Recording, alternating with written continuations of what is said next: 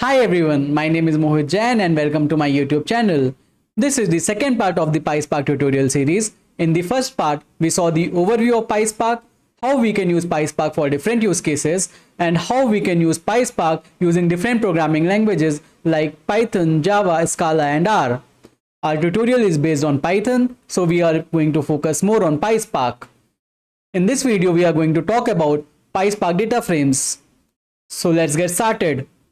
Before starting the tutorial, let's go ahead and see the documentation of Apache Spark for DataFrames. In the documentation, latest release, in the programming guides, you can see the section for DataFrames and datasets. You can see over here that it provides basic details of Spark SQL, DataFrames, and datasets. So before Spark SQL or DataFrames was in place, there was an RDD API which was used to process the data. The drawback of these RDD APIs were that it was not very intuitive because we don't have the information about the column names and data types upfront. With the rise of the DataFrame APIs, it provides you a better way to understand your data because it provides the schema on the data as well. So over here you can see the details about DataFrame. It says that DataFrame is a dataset organized into named columns. It is equivalent to table, like if you are going to connect to any database like MySQL, it will give you the name of the columns as well as data type of the column. Similarly, when you are going to deal with DataFrames, it will also provide you all those details. Now, if you want to go to the Python based API, you can click on here. It will give you all the details about PySpark. There is a getting started guide, there is a user guide, API references, like if you want to do a group by, you can go to the API reference and search for grouping. Here you can find all the data frame operations that you can apply on a data frame for group by. Similarly, all other API references are available. Let's go ahead with the hands-on tutorial on data frame. In this tutorial, we are going to cover the following topics. First, we are going to create a SparkSession, which is the entry point to Apache Spark. We are going to look at the Spark UI, which is provided by Spark to understand your application. It will also give you the idea about how your application is performing, which of the separate tasks are taking a lot of time, and you can go to the Spark UI and then you can go into the application and to tune your application accordingly. We are going to perform some basic operations like counting the number of records, displaying some records, etc. Then we are going to read a CSV file using a data frame operation, and then we are going to explore the data set that we have read using the Spark read CSV operation. Finally, we are going to write the data set into the location. You can install PySpark using pip install PySpark, and then you are good to execute the different Spark operations. For our case, since we have already installed Apache Spark, it will says that the requirement is already satisfied because PySpark is already installed in our machine. Now let's import the SparkSession, which is the entry point to Apache Spark. We can say from PySpark.sql import SparkSession. This will import the SparkSession. Let's connect to the Spark using SparkSession. So we say SparkSession.builder.appName. In the app name, we can provide any application name that will be helpful for us. If there are multiple applications, we can then know that, okay, this is my application. So I'll say that it is a data frame tutorial application. You have to provide where you want to run Apache Spark. For now, since we are running it on the local machine, we are going to say that master is local, and we'll say that we are going to use 2 cores. Now we'll say get or create.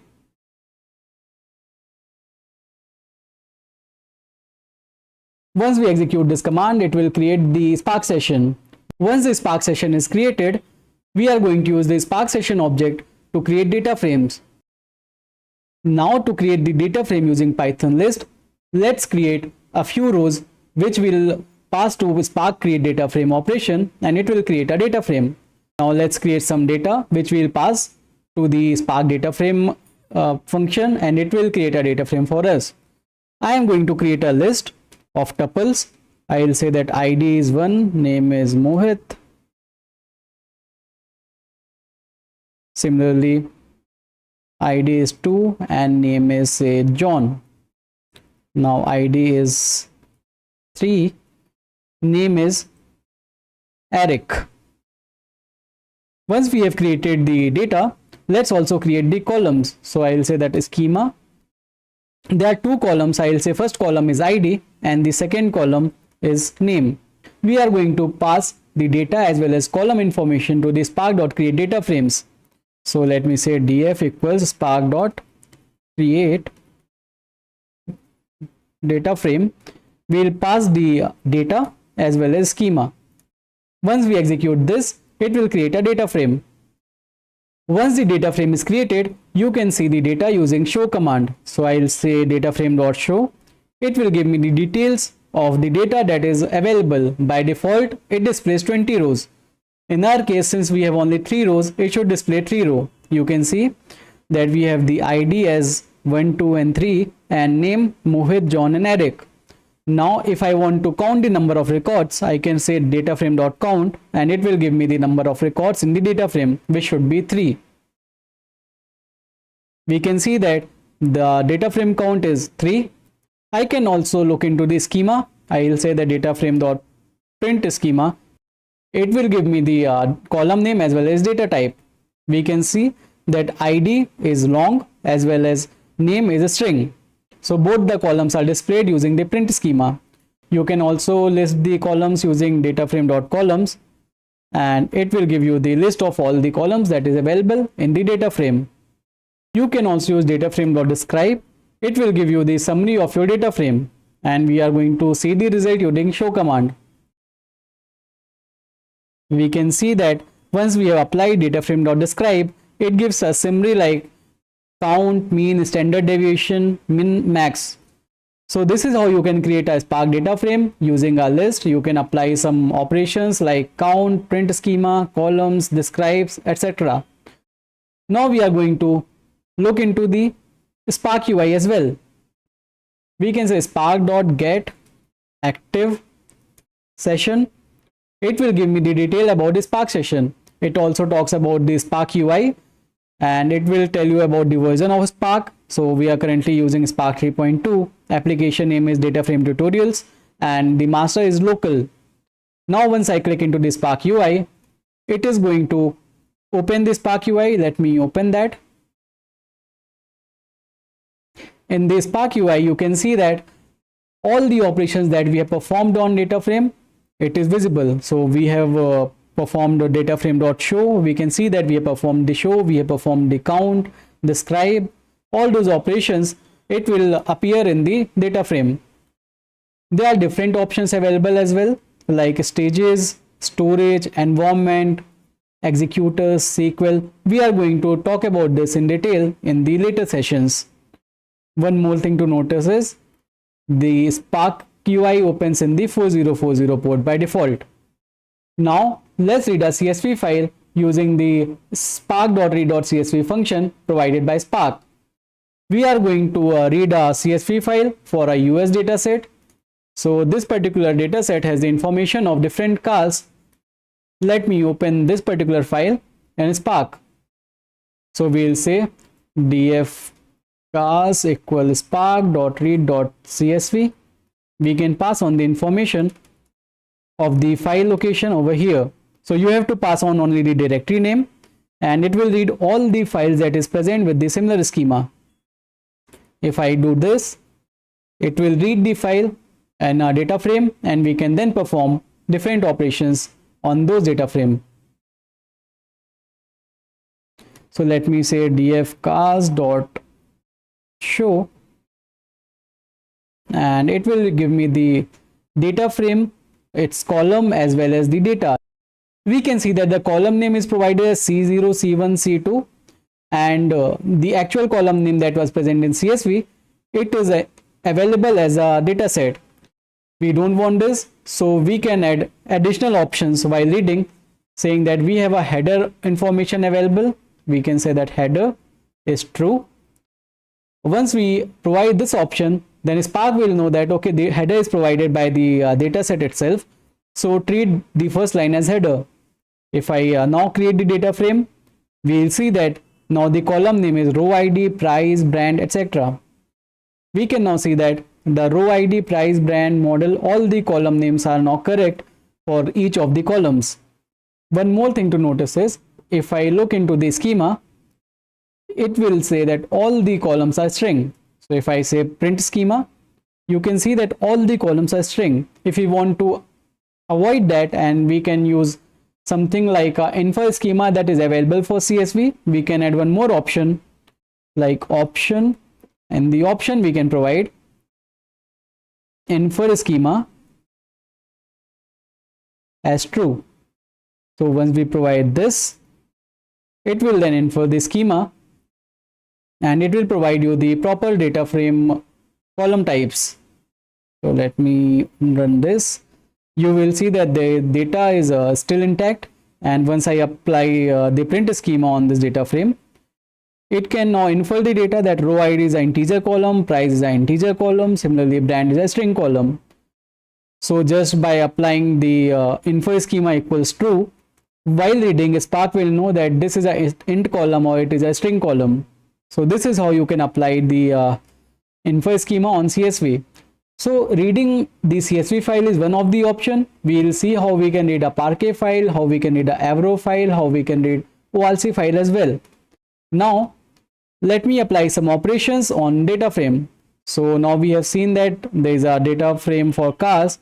If you see at the data, we have the brands like Toyota, Ford, etc. Similarly, for each of the car, we have the brand like a Toyota Cruiser or a Ford SE, and the year built like 2008, 2011. Similarly, the title status, so whether the vehicle is clean or some other operations. It also provides you the information about mileage, color, lot, state, country, condition, all of them. Now let me apply some filter saying that I want only those records which are of the brand Toyota. So we can apply data frame filter operation using DataFrame.filter. In the argument, we can pass on the actual SQL statements. So the SQL statement is brand equals Toyota. If I execute this, it will only provide me the data frame, since Spark is a lazy evaluation, which means that until I perform any action like show or count or save, Spark won't evaluate it. So once I perform something like a show, it will now evaluate the data set and it will perform the filter operation and give me the result. Now you can see that for the brand Toyota, this is the car. It says that the brand is Toyota, model is Cruiser, year is 2008, and vehicle status is clean vehicle. Similarly, if I want to perform filter on some other column, like let's say I want to see what all different colors are available, or I would say let me see which all cars have black color option available. So what I'll do, I'll say df_cars dot. You can also use where instead of a filter, it is an alias. You can say that color equals black, and once I perform any action like show, it will display me all the cars with black color. You can see that all the cars for Toyota, Chevrolet, Ford, Kia for black color is now displayed after using the show command. We can also look into a different unique color available in all the cars. So we can say df_cars. There is a function called as a distinct. We'll first select the columns, like I want to see the color column and I want to see what all distinct colors are available. I'll say select color column using df.select, and then I'll do a show. But before show, we have to perform distinct. So I'll say distinct and then I'll add a show. You can see now here that there are multiple colors available. If you see, some of the colors are not completely visible because the name of the color is very big. We can add different options, like I'll say show me 10 results and truncate equals false. Now it will give me the complete list. You can see that there is a color called lightning blue, then there is a royal crimson, metallic tinted clear coat. So using truncate equals false, it will show you the complete result of the data frame. In some cases, we want to rename the column name. We can rename the data frame column names using the with column rename function. So I'll say that df underscore cars equals df underscore cars dot with column renamed.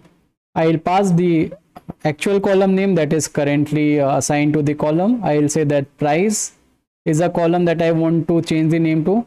I'll say that price is now new price. Once I perform the df underscore cars dot print schema, it will show me the new column name.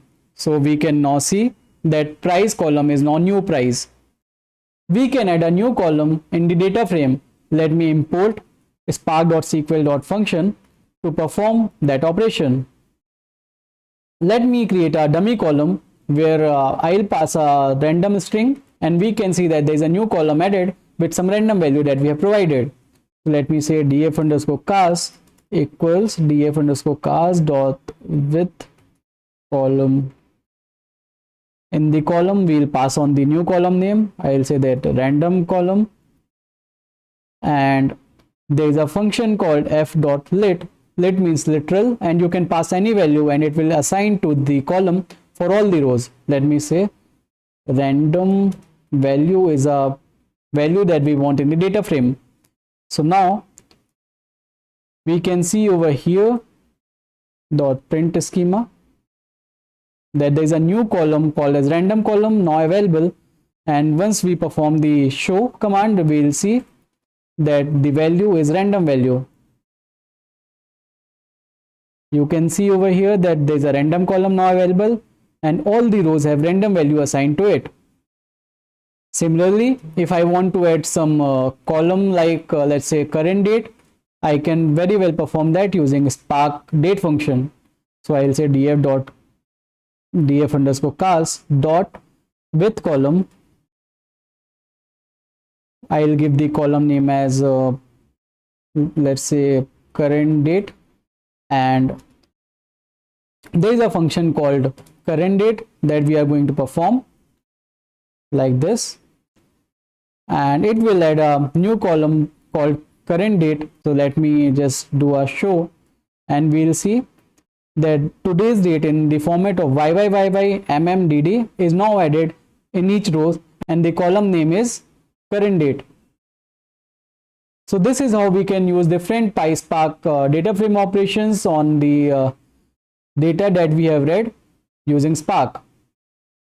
Now let me write the data frame into some output location. So I'll say that df underscore cars dot write dot option. In the option, I can say that I want header in my data. So I'll say header comma true, and then I'll say that the format is CSV, and in the path I can pass on the output path for this particular data set. So we can pass on this path. Let me execute this. We can see that there is an error called output path already exists.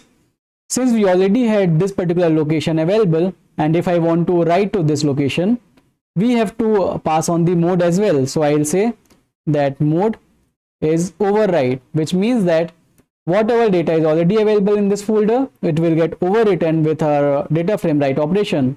Once I provide this, it is now succeeded, and now we can see that there is the data available in the output location. So you can see over here that there is a new part file created, and in this part file we have two new columns called random column as well as current date column available. So this is how we can write the data using Spark into the target location. The file format, again, you can use CSV, you can use Parquet, ORC, and other file formats as well. In this video, we have seen how we can create a Spark session, how we can create a data frame using Python list or reading a CSV file. We have also seen how we can perform multiple transformations like filter, how we can apply some actions like count, and we have also added a new column and also renamed a column using Spark. Finally, we also were able to write those data sets that we have transformed into an output location in the CSV format. In the next video, we are going to dig deeper into the PySpark data frames and we are going to see multiple transformations and actions. I hope you find this video helpful. For more such videos, please like, share and subscribe to my YouTube channel. Thank you.